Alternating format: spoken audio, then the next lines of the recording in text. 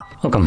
In front of me is a VIVO X80 Pro, and today I'll show you how you can enable the Do Not Disturb mode, which actually in my case is already turned on, so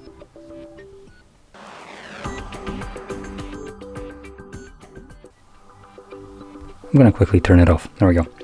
So anyway, to get started, as you see, all you need to do is pull down your notifications, expand a list of toggles, and for me, as you've seen, Do Not Disturb mode toggles on a second page, though for you it might be on a different one. You just look for it.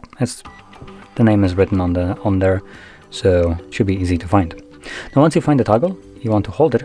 At least I would recommend doing that the first time around, just so you can gain access to the settings relatively quickly, and from there customize it to fit your needs.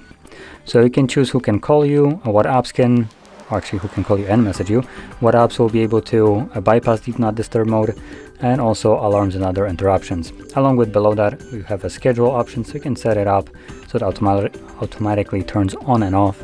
And then below that we have some general, so option for what happens when you press on the toggle right here. So you have a couple different options right here, so you can have it that when you tap on it, it will turn on until you turn it off. This is the default option.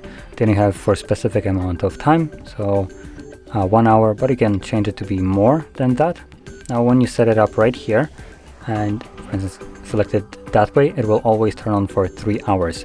But if you select ask every time, this window, or almost this window, it will have only the two first options, will show up every time, and from there you can change the amount of hours if you wanted to select it on a more specific timer. Now we'll be sticking with this one.